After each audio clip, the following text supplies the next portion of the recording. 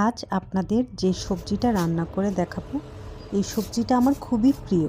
বাজারে থাকা প্রায় সব ধরনের মৌসুমি সবজি দিয়ে রান্না করা হয় এই পাঁচন বা ঘন্ট। এই সবজি শুধু খেতে মজা তা কিন্তু নয়, এই সবজিটা অনেক বেশি উপকারীও বটে। প্রথমেই আমি সব সবজির খোসা ছিলে ভালো করে ধুয়ে একই সাইজে কেটে নিলাম। এরপর চুলায় বড় একটি প্যান বসিয়ে দিয়ে দিলাম পরিমাণ মতো সয়াবিন তেল আর পেঁয়াজ কুচি। পেঁয়াজটা একটু নরম হয়ে এলেই আমি প্রথমেই দিয়ে দিলাম একটু শক্ত সবজিগুলো, যেগুলো সিদ্ধ হতে একটু বেশি সময় লাগে। সবজিগুলো ভাজা হয়ে এলেই আমি বাকি সব সবজি দিয়ে দিলাম। কলার থোড়টা হালকা হলুদ দিয়ে আমি একটু আগেই ভাপিয়ে নিয়েছিলাম। এরপর সব সবজি ভালো করে তেলে ভেজে নিলাম।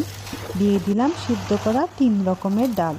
এরপর একে একে দিয়ে দিলাম হলুদ গুঁড়ো, মরিচের গুঁড়ো, ধনিয়া গুঁড়ো, জিরে গুঁড়ো। মশলাগুলো সব সবজির সাথে ভালোভাবে মিশিয়ে নিলাম। এরপর দিয়ে দিলাম অল্প একটু জলপাই এবং কাঁচামরিচ। দিয়ে দিলাম পরিমাণ মতো গরম পানি। এবার ভালো করে নেড়েচেড়ে দিয়ে দিব লবণ। এরপর দিয়ে দিলাম কিশমিশ, বাদাম, আলু বোখরা। আপনারা চাইলে নারকেলের দুধও ব্যবহার করতে পারেন, আমার বাসায় না থাকাতে আজকে আমি ইউজ করি। এরপর অন্য একটি কড়াইয়ে তেল গরম করে দিয়ে দিলাম ফেটলানো রসুন, দিয়ে দিলাম পেঁয়াজ কুচি, লাল মরিচ, গোটা গরম মশলা এবং 5 ফোড়ন।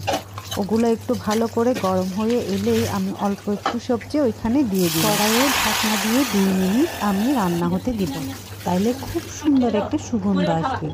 এরপর কড়াইয়ের সবজিগুলো আমি ডেকচিতে ঢেলে দিলাম। হয়ে গেল আমার পাঁচন রান্না।